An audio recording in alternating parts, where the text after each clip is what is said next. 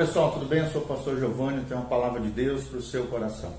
E hoje eu vou falar sobre Cristo e a sua igreja. Cristo e a sua igreja. Se você ainda não segue o nosso canal, clique aqui, dá um joinha, faça seus comentários no canal. E não esqueça, querido, de também seguir o nosso canal e compartilhar com outras pessoas. Cristo e a sua igreja. Nós vamos aprender hoje o que Cristo nos fala acerca da igreja.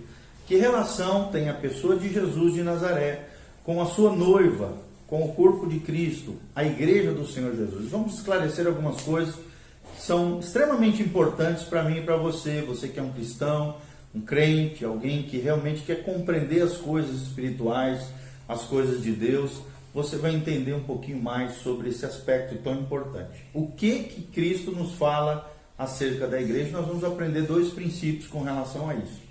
Em primeiro lugar, querido, o próprio Jesus Cristo é o primeiro a utilizar a palavra igreja no Novo Testamento, original no grego eclésia, cujo significado é chamados para fora. Igreja, no original grego, é a palavra eclésia, que tem um significado, tanto de igreja, como é traduzido para nós no texto em português, church, em inglês e assim, nos variados idiomas, como também o significado realmente do termo eclésia é ek, fora, e clésia, chamados, então chamados para fora. E quando Jesus utiliza esse termo igreja, ele no seu ensino, ele se refere a dois aspectos da igreja que nós vamos abordar hoje. E vamos começar utilizando um texto-chave muito importante quando se fala de igreja, quando se compreende o que Deus ensina na sua palavra sobre a igreja do Senhor Jesus. Está lá em Mateus 16, de 16 a 18. A Bíblia Sagrada diz assim: respondendo Simão Pedro, disse a Jesus: Tu és o Cristo, o Filho do Deus vivo. E então, diz a Bíblia Sagrada, Jesus lhe afirmou: Bem-aventurado és, Simão Barjonas, porque não foi carne nem sangue quem te revelou, mas o meu Pai que está nos céus. Também eu te digo, tu és Pedro, e sobre esta pedra edificarei a minha igreja, e as portas do inferno não prevalecerão contra ela. Vou repetir, e isso é palavra de Deus para mim, para você, para nós que somos da igreja. As portas do inferno não prevalecerão contra a igreja, contra ela, a igreja do Senhor Jesus, o corpo de Cristo. Então nós vemos aqui o primeiro princípio, nessa primeira referência de Cristo à igreja, Cristo nos indica aqui a existência de uma igreja universal,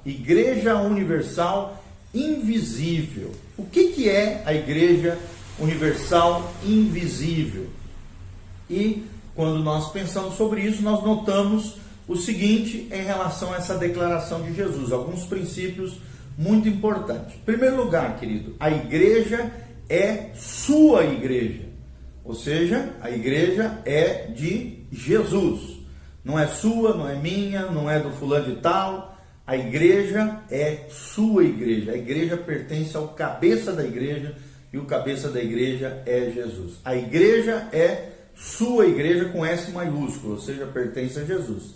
Outro princípio que nós vemos nesse texto é que a igreja é uma igreja, não é muitas igrejas, não, é uma igreja só. No coração de Deus só existe uma igreja universal invisível. Invisível no sentido de que Deus sabe quem é essa igreja, mas ela e os olhos humanos não conseguem detectar, discernir a grandeza, a amplitude dessa igreja que está no coração de Deus. Por isso, igreja universal invisível. Então, só Deus realmente sabe quem é a verdadeira igreja, a legítima igreja, a autêntica igreja, e a igreja é uma igreja. Tem muitas religiões, muitas igrejas por aí que se denominam a única igreja de Deus, a exclusiva igreja de Deus, o que é uma grande equívoco, um grande engano, um grande engodo, porque nenhuma igreja na terra visível, seja denominação, seja religião, pode se apropriar de algo que não pertence a ela nem a ninguém, mas somente ao Cristo, somente ao próprio Deus. Então só existe uma igreja formada por todos os santos, de todas as eras, lavados pelo sangue de Jesus, selados com o Espírito Santo. Só existe uma igreja universal invisível. Outro princípio muito importante é que a igreja é edificada pelo próprio Cristo. Presta atenção, a igreja é edificada pelo próprio Cristo. Então quem é que edifica a igreja? É o próprio Cristo. Deus utiliza meios humanos no sentido de ministério? Sim, Efésios 4 lá fala sobre os 5 ministérios. Mas quem está por detrás edificando, quem é o responsável, quem é a causa da edificação da igreja, sem dúvida nenhuma, é o próprio Cristo que edifica a sua igreja universal invisível. Isso é muito importante a gente colocar na nossa cabeça, né? Tem muitos líderes cristãos que acham que é eles que estão edificando a igreja. Não.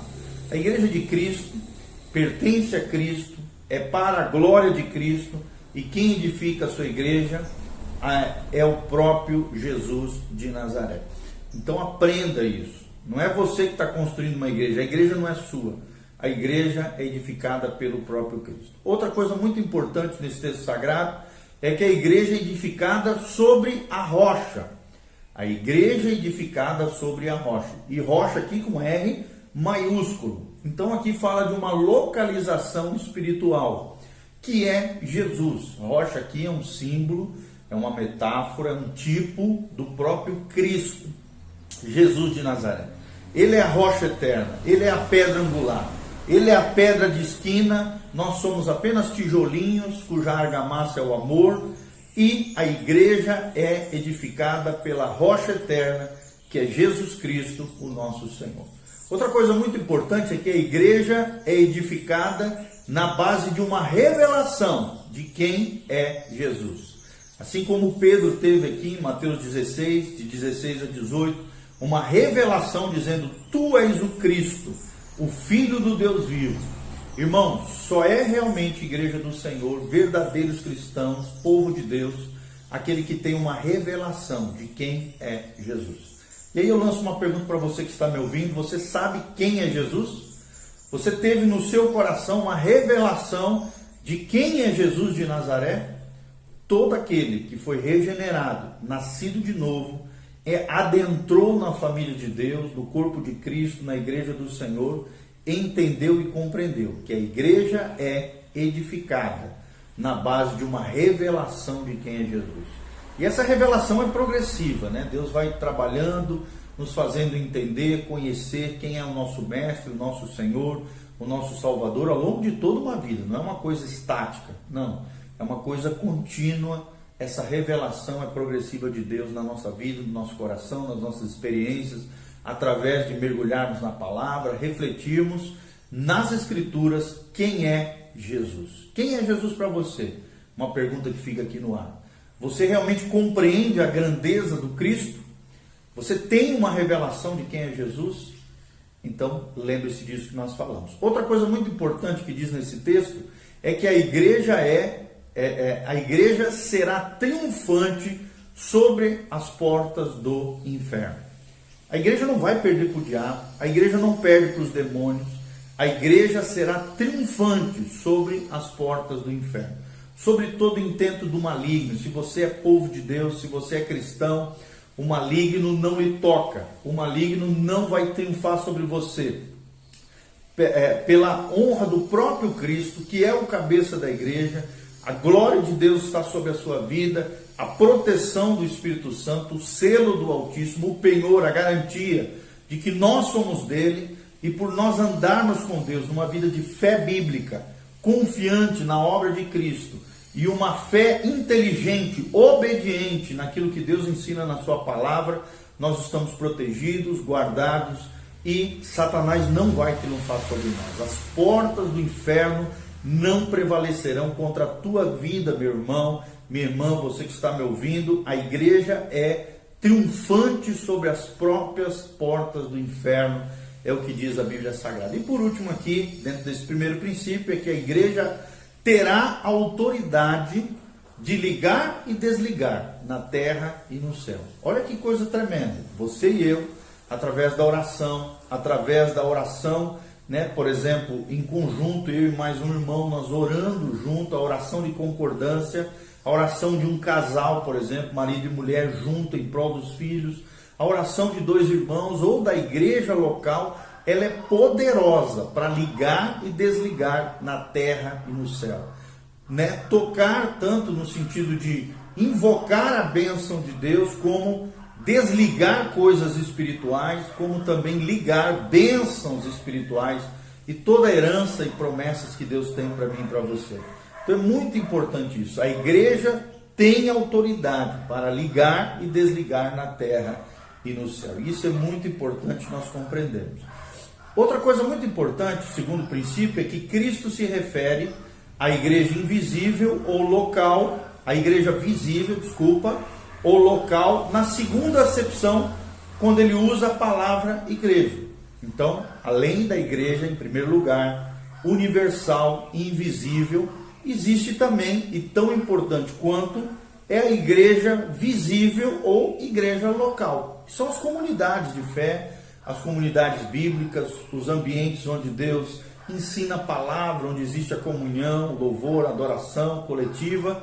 Ela é tão importante quanto. É claro que a verdadeira igreja, como eu já falei, é universal e invisível, mas também tão importante quanto é nós participarmos de uma igreja visível ou uma comunidade de fé local, tá bom? Jesus usa isso também, fala sobre isso em Mateus 18, de 15 a 20.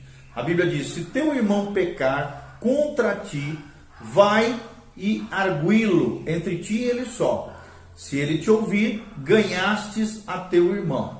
Se porém não te ouvir, toma ainda contigo uma ou duas pessoas, para que, pelo depoimento de uma ou duas testemunhas, só vou trazer para cá, para dentro, porque tem uma cachorrada fazendo barulho aqui, está incomodando a gente. Só um pouquinho.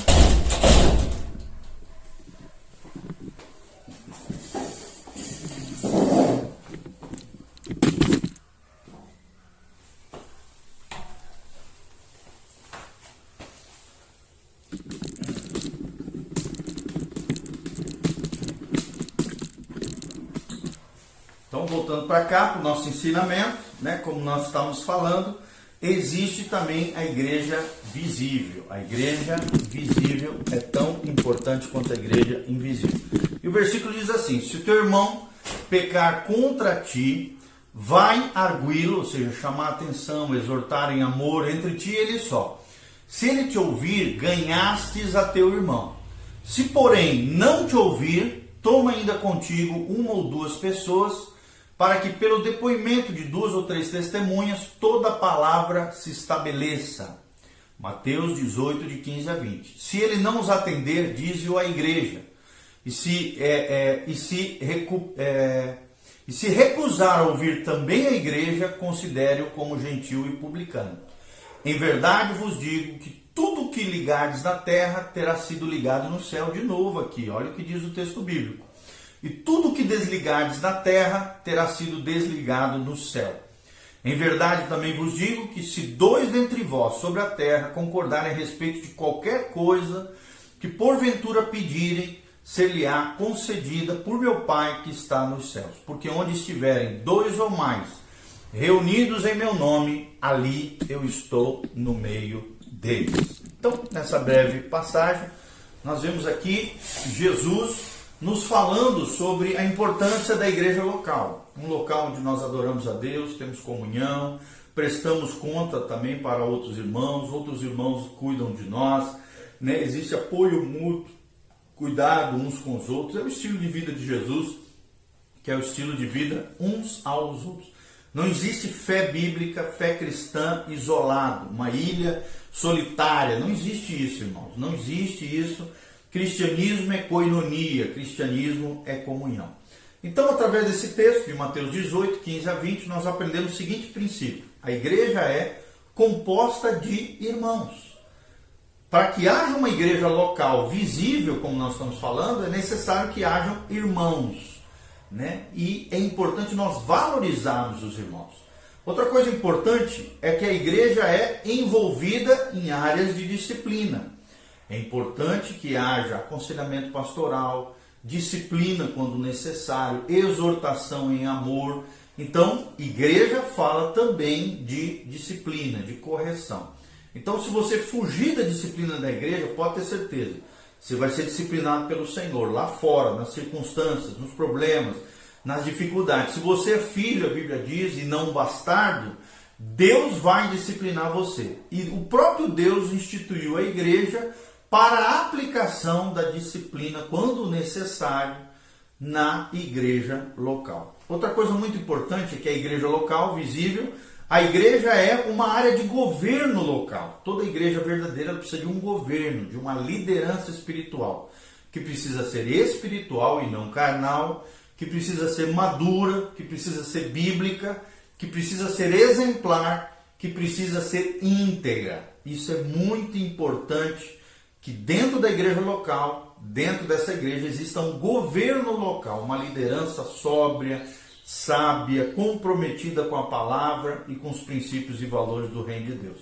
Outra coisa muito importante é que a igreja é um corpo definido, do qual uma pessoa sim pode ser expulsa.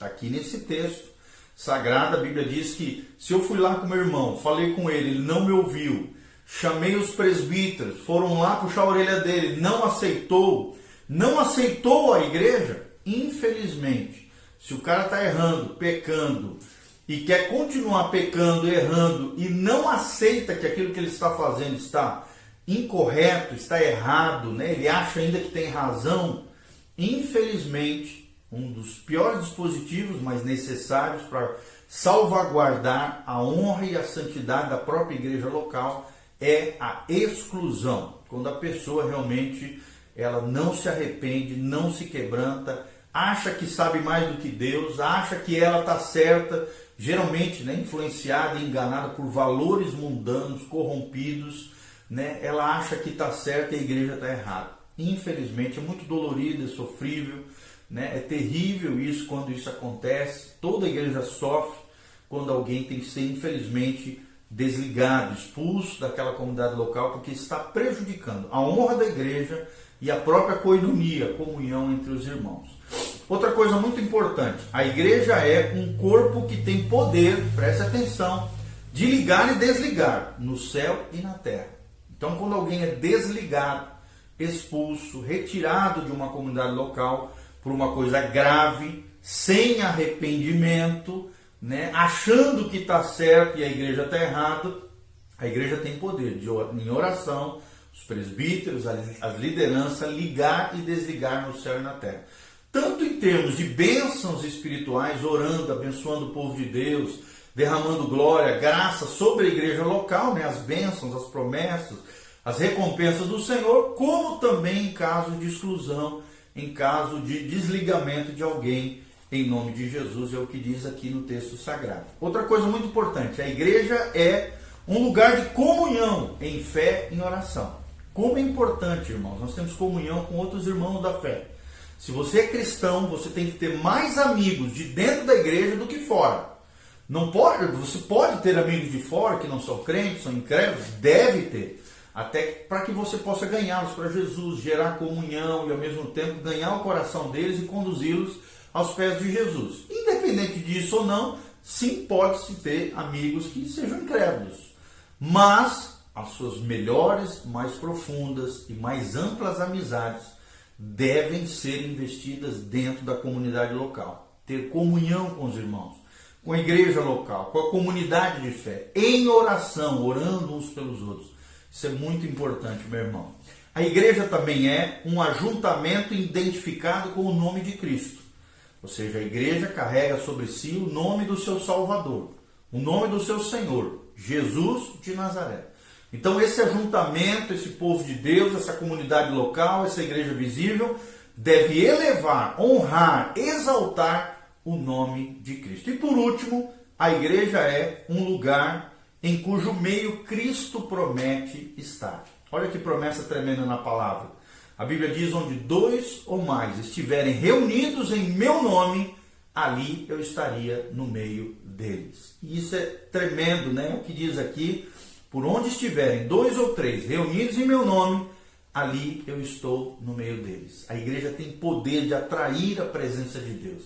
Dois irmãos orando com fé, crendo, ligam nos céus e na terra bênçãos de Deus sobre as suas vidas ou sobre as vidas de quem estiverem orando. Deus se faz presente ali. O próprio Cristo promete estar no seio da igreja, na presença da igreja, quando o nome dele é exaltado, quando as vidas são alinhadas com o céu e quando a bênção de Deus é derramada através dessa presença gloriosa de Deus. Então valorize a igreja invisível de Deus, que só Deus sabe quem é os legítimos filhos de Deus, os verdadeiros cristãos, nascidos de novo, selados com o Espírito Santo. A igreja universal invisível de Deus, só Deus sabe quem é. Mas valorize também a sua igreja local. A igreja visível ou local também tem a sua importância. Não esteja sozinho. Procure uma igreja sóbria, sábia, bíblica, abençoada, com uma liderança espiritual coesa. Se você está numa igreja onde a sua liderança se corrompeu, a sua liderança não é madura, você não se sente alimentado espiritualmente, né? De alguma maneira está abalado com as confusões e tal, você é livre. Você pode sair desse grupo cristão e procurar um outro grupo mais espiritual, né? Bíblico. Lembrando sempre que a igreja não é perfeita, ela é feita de pecadores, imperfeitos, mas é necessário sim, se você se colocar debaixo de uma liderança, que essa liderança seja espiritual, que seja realmente comprometida com a palavra de Deus e que realmente alimente a sua fé e o seu coração com base nas Escrituras. É o que nós aprendemos em nome de Jesus. Essa é a relação, amados, entre Cristo e a sua noiva, entre Cristo e a sua igreja. E esperamos de alguma maneira estar contribuindo para o seu crescimento espiritual. Desculpa aqui que eu saí de um local para o outro, estava uma barulheira aqui, os meus vizinhos colocaram uns cachorros terríveis. Então, só para explicar para vocês aqui, tá bom, queridos? Mas foi uma alegria estar aqui, compartilhando, ensinando essas coisas da palavra de Deus. Nós lemos Mateus, Mateus capítulo 16, de 16 a 18, pode ler até o 19, muito bom. E também lemos Mateus 18, de 15 a 20, onde nós ensinamos esses princípios preciosos acerca de Cristo e a sua igreja. Louvado seja o nome do Senhor, que Deus te abençoe, abençoe sua casa, sua família. Se você quiser semear no nosso ministério, aqui tem um link de como você pode fazer isso.